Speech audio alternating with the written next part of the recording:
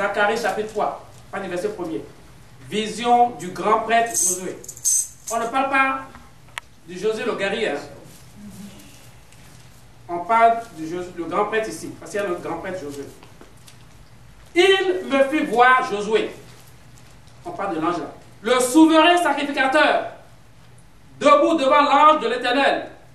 Et Satan qui se tenait à sa droite pour l'accuser. Il fait son job. On va dire ça job. Vous avez vu, Satan se tenait à sa droite pour l'accuser. Verset 2. L'Éternel dit à Satan, que l'Éternel te réprime, Satan. C'est Dieu lui-même qui parle, il dit. On dit, l'Éternel dit à Satan, que l'Éternel te réprime. C'est répété 2 fois, hein. Que l'Éternel te réprime, lui qui a choisi Jérusalem. N'est-ce pas là un tison arraché du feu? N'est-ce pas là un tison arraché du feu? Or, verset 3, Josué était couvert de vêtements sales et il se tenait debout devant l'ange. Verset 4. L'ange, prenant la parole, dit à ceux qui étaient devant lui, ôtez-lui les vêtements sales. Puis, il dit à Josué, vois, je t'enlève ton iniquité et je te revêts d'habits de fête. Je dis qu'on mette sur sa tête un turban pur. Et ils mirent un turban pur sur sa tête. Et ils lui mirent des vêtements. L'ange de l'Éternel était là. L'ange de l'Éternel fit à Josué cette déclaration. Verset 7. Ainsi parle l'Éternel des armées. Si tu marches dans mes voies et si tu observes mes ordres, tu jugeras ma maison et tu garderas mes parvis. Et je te donnerai libre accès parmi ceux qui sont ici. Écoute donc Josué, souverain sacrificateur, toi et tes compagnons qui sont assis devant toi, car ce sont des hommes qui serviront de signe. Voici, je ferai venir mon serviteur, le j'aime. On s'arrête là. Amen. Mes frères et sœurs dans le Seigneur en Jésus-Christ, ce passage nous montre à nouveau le combat auquel nous sommes confrontés tous les jours de notre vie. Et ça se joue dans notre conscience. L'accusateur de nos âmes est toujours là. Satan, qui se tenait debout ici pour accuser le souverain sacrificateur Josué. Et Dieu a dit, n'est-ce pas là un tison arraché du feu? Est-ce que vous comprenez ce que ça veut dire tison? Ça veut dire quoi? Vous voyez, quand on met le feu ensemble, nous qui venons des pays où on travaille, on utilise vraiment le bois là. Quand on met le feu tout ça ensemble là, on enlève un bout de bois là, on appelle ça tison en quelque sorte. Donc Dieu est en train de dire que dans le feu qui détruit déjà là, est-ce que ce n'est pas un tison qu'on a arraché du feu? On l'a sauvé du feu. Vous voyez? Dieu nous a sauvés en Jésus-Christ. Nous tous. Amen. Amen. Dieu nous a sauvés par Jésus-Christ son Fils, qui a payé la rançon pour nous à la croix du calvaire. Il nous a délivrés de la mort et de l'enfer. Mais ça ne réjouit pas Satan et ses démons. Ils sont toujours prêts à vous accuser. Même les péchés que vous avez confessés, ils reviennent toujours pour vous dire, est-ce que tu n'as pas fait ça? Est-ce que tu penses que Dieu t'a pardonné? Ça se passe sur le plan de la conscience. Est-ce que ça ne vous arrive pas d'écouter, d'entendre ces voix du diable qui vous rappellent des péchés passés depuis longtemps? Maintenant que vous êtes prêts à marcher avec votre Dieu, et il voit que vous travaillez en ce sens pour travailler, marcher avec Dieu, il vous rappelle ces choses. Parce qu'il est accusateur. Comme il le fait à Josué ici. Est-ce qu'il ne vous rappelle pas vos péchés? Passez. Répondez-moi. Parce que c'est sérieux, c'est tout le monde. Il rappelle, c'est son travail, c'est son job. Mais sachez ici que Dieu vous a déjà délivré. Je le répète toujours.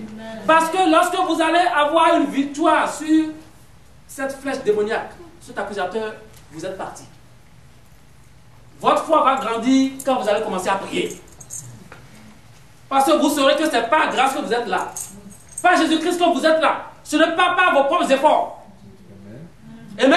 Amen. Ce n'est pas par vos propres efforts, mais par la grâce de Dieu. Et lorsque vous vous mettez dans cette position, vous ne pouvez plus accuser vos prochains, vos frères, vos sœurs, parce que vous voyez la grâce que Dieu vous a accordée, vous devez leur accorder la même grâce aussi. Amen. Donc lorsque l'on va vous dire quelqu'un a parlé mal de toi, quelqu'un a dit telle chose de toi, quelqu'un a fait telle chose, vous devez automatiquement, lorsque vous arrivez à ce niveau, voir que ce n'est pas la personne elle-même, c'est l'ennemi de votre âme qui est derrière. Et cette personne ne doit pas être votre ennemi. Amen, acclamez le Seigneur. Amen. Tous ceux qui nous ont offensés dans ce ministère, je les ai tous pardonnés parce que je sais que moi aussi j'ai fait des choses qui les ont blessés. Mais Dieu m'a pardonné. Ce n'est pas toujours que j'ai fait des choses de meilleure à qui je n'ai rien fait. Dieu sait tout ça parce qu'ils sont contre le ministère, pas eux, le diable. Vous comprenez ce que je dis? Donc on doit tous les aimer. On doit prier pour eux tous. Le chrétien, la chrétienne n'a pas pour ennemi son prochain, son voisin. Elle a pour ennemi le diable et le royaume des ténèbres. Un point très. Acclamez le Seigneur encore. Amen. Alléluia. Bien-aimé, le fait de devenir born again, de devenir un enfant de Dieu né de nouveau en confessant Jésus-Christ, vous positionne sur le plan spirituel et vous donne une position supérieure à Satan et à ses démons. Amen. Amen. Et il y a beaucoup de choses qui accompagnent cette position que vous devez obtenir dans la prière. Vous devez vous attacher maintenant à ces choses par la foi. Ces choses viennent de la parole de Dieu. Dieu a dit, voici ce qui va suivre telle personne qui accepte Jésus-Christ.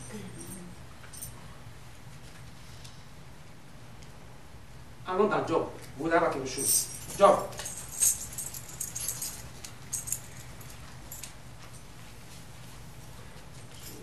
Cette position en Jésus-Christ, vous devenez un instrument entre les mains du Saint-Esprit qui vous protège.